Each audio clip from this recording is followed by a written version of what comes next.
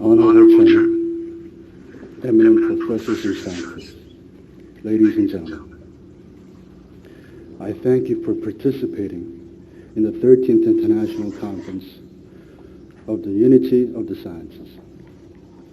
Even though we cannot physically be together, my heart is with you.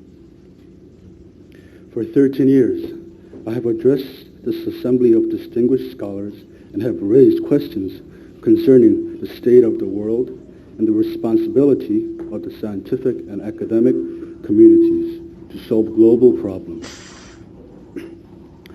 While the specific contents of my addresses have varied from year to year, the underlying thematic focus has remained unchanged.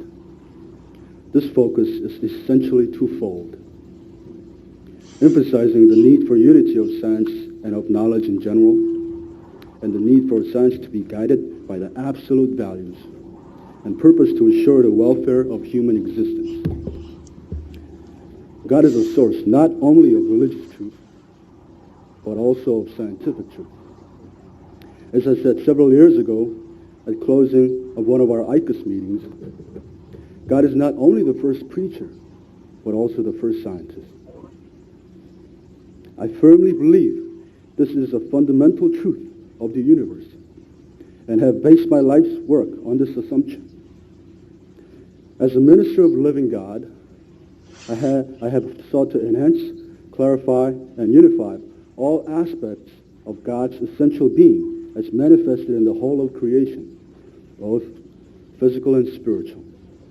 The search for meaning of life, as well as the desire to enhance the material well-being of human existence, have been the motivating forces behind my lifelong work. Despite the many obstacles which have stood in my way since I began my mission at age 16. One of the greatest tragedies now facing the pursuit of knowledge is the fragmentation of the academic disciplines. Such divisive specialization of science and knowledge, like the dismantling of a machine, ultimately paralyzes the function of the whole and prevents science from fulfilling its mission. Whether we accept it or not, the world is one. It's erroneous to think that one discipline has a more complete view of reality than another, or to think that discoveries and advances in different areas are unrelated. All fields of scientific and academic studies are intertwined, each having a unique yet partial view of the whole of reality. It is to the advantage of total human progress and happiness that all fields of study harmoniously work together to form an integrated view of reality. But the view of unity of science and knowledge about which I speak does not mean simply reducing all knowledge to a single academic discipline. Instead, it is unity grounded in a fundamental purpose. In science, there are many fields, but each aims at the realization of human happiness.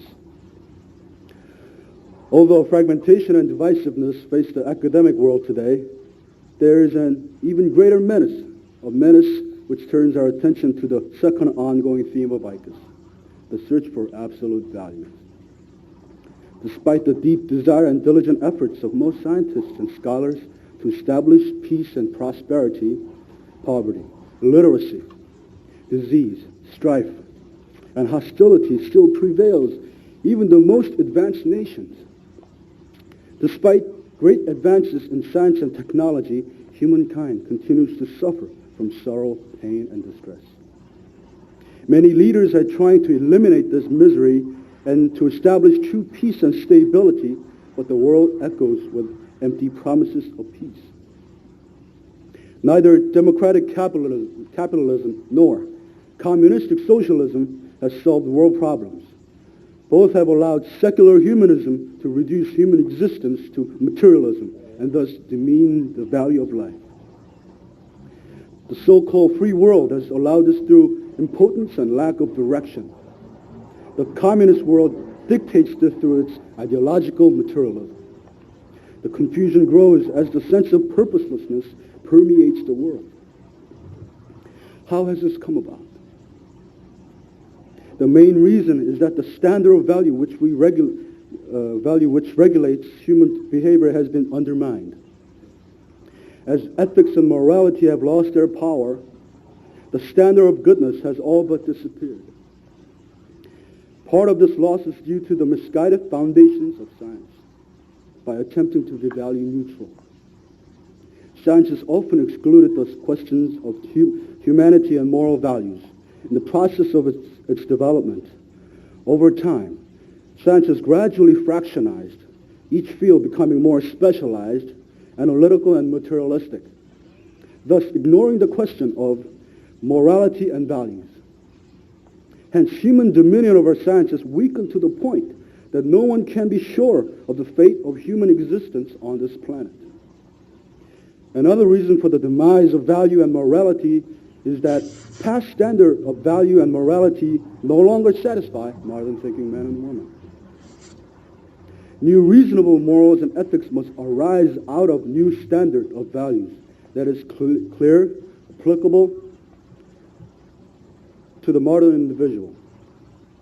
This standard can only derive from transcendent, unified system of thought which unifies past and present secular and religious thought. I have long been interested in the aims of religion, philosophy, and science.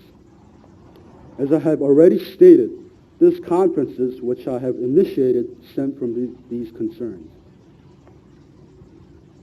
While religion has concerned itself with metaphysical and moral questions, science has limited itself to understanding the regularities of nature and the transfer of energy and motion in space and time.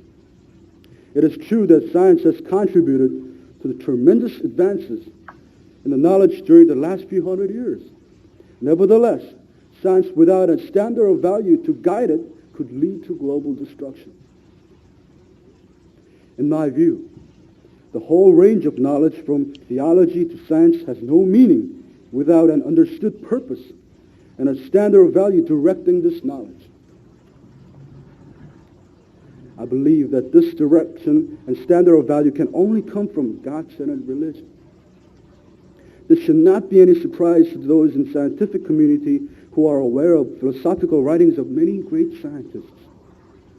I have proclaimed in earlier addresses at ICUS that unification theology and ideology can be the foundation of new unified thought systems centered on God. This ideology states that human beings are intended to have value by nature of their very being. They're each meant to have unique parent-child relationship with God. Hence, all people are created to lead life with a definite value perspective in accordance with God's purpose of creation, the establishment of true love relationships. In fact, I propose that the absolute values which we seek are grounded in an absolute true love of God. It is on the foundation of true love that the values of absolute truth, beauty, and goodness are formed. My ardent wish is that all scientists and scholars develop their respective fields on the basis of solid view of moral values, thus exalting human dignity by adopting spiritual and unified method as well as the materialistic and analytic one. Solution to the world's problems can only come about through its holistic approach to human existence, rather than the clash of fragmented approaches and ideals. The harmonious effort centered on collective wisdom and knowledge is required of many distinguished scholars gathered at this conference. I sincerely hope that this conference will contribute to the ideals which God intended to realize at the time of creation, and to provide solutions to global concerns. May your efforts become a decisive, contributing factor toward the realization of new cultural revolution, culminating in the world of truth, love, goodness, peace, and happiness. Thank you very much.